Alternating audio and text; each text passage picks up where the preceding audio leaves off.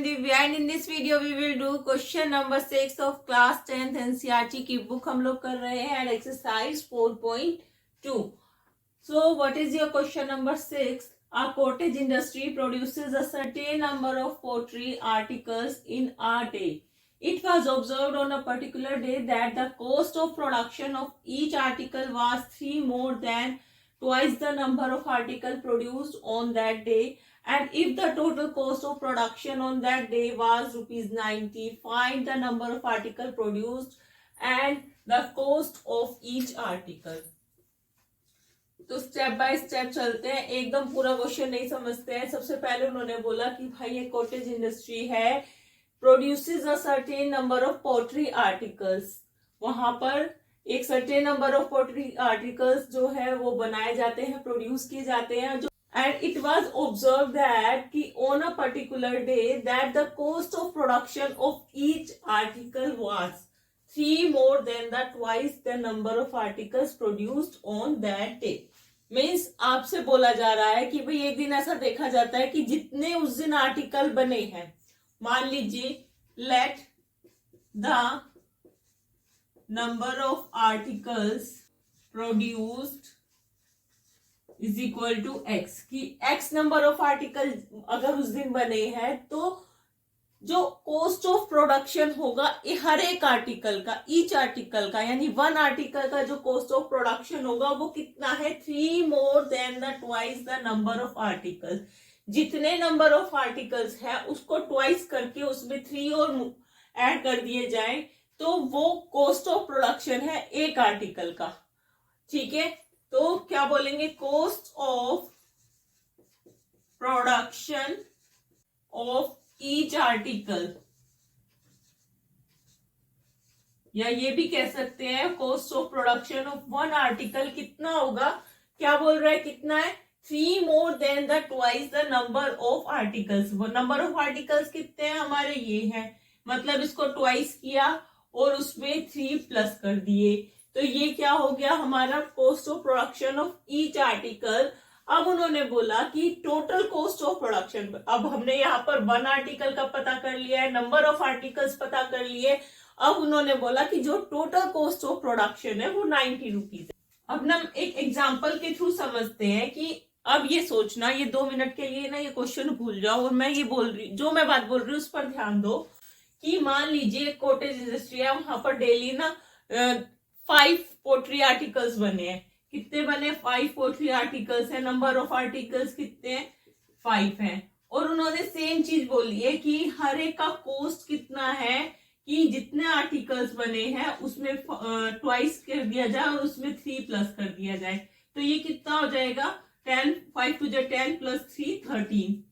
अब total cost of production अगर आपसे पूछ लिया जाए तो आप क्या करोगे, नंबर ऑफ आर्टिकल्स है 5, मतलब टोटल नंबर ऑफ आर्टिकल्स है 5 और हर एक का कॉस्ट है 13, तो आप यही तो करोगे, दोनों को मल्टीप्लाई करोगे, कितना आ जाएगा 65.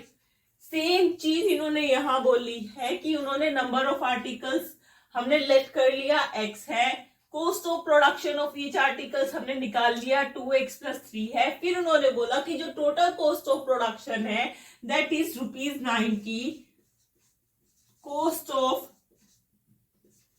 टोटल कॉस्ट ऑफ प्रोडक्शन कितना है, 90 है.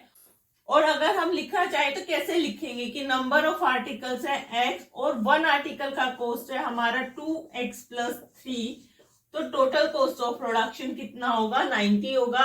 अब क्या करें, 2x square plus 3x is equal to 90. अब क्या करें, फैक्टराइजेशन मेथड का यूज करते हैं, इक्वेशन को लिखते हैं स्टैंडर्ड फॉर्म में, 2x square plus 3x minus 90 is equal to 0. Factorisation method का यूज करते हैं, 9 तो 92 जो होते हैं हमारे 180. अब हमें 3 को इस तरीके से स्प्लिट करना है या उसके इस तरीके से फैक्टर करने हैं कि दो नंबर ऐसे हो जिन्हें हम प्लस माइनस करें तो 3 आ जाए और उनका प्रोडक्ट क्या होना चाहिए, 180 हो. तो हम 180 के फैक्टर्स करते हैं.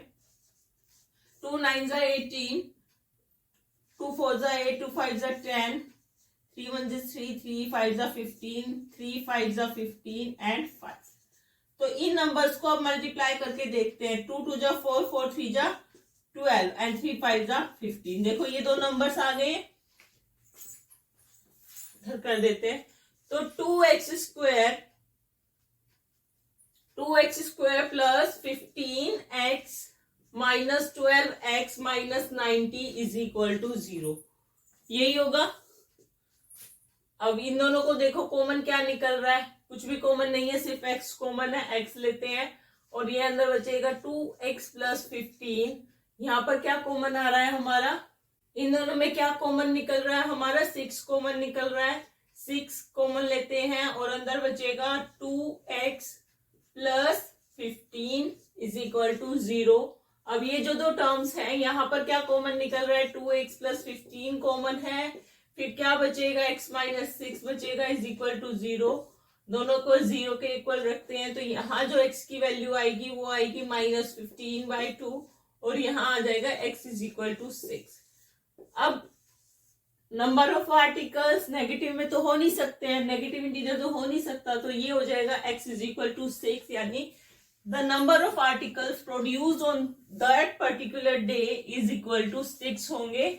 और cost of production of each article will be कितना हो जाएगा हमारा, यहां लिख देती हूँ, cost of production is equal to, cost of production of one article is equal to 3 2 जा 6, 2 मल्टीप्लाई 6 प्लस 3 एंड 6 2 जा 12 प्लस 3 इज इक्वल टू 15, यानी कि हर एक आर्टिकल का जो कॉस्ट ऑफ प्रोडक्शन है वो कितना था, 15 रुपीज था।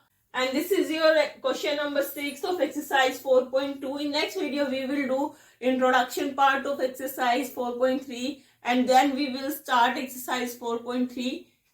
Please, जिन बच्चों ने अभी तक चैनल को सब्सक्राइब नहीं किया है, please subscribe the channel, like this video. Thank you so much. Have a nice day. Bye.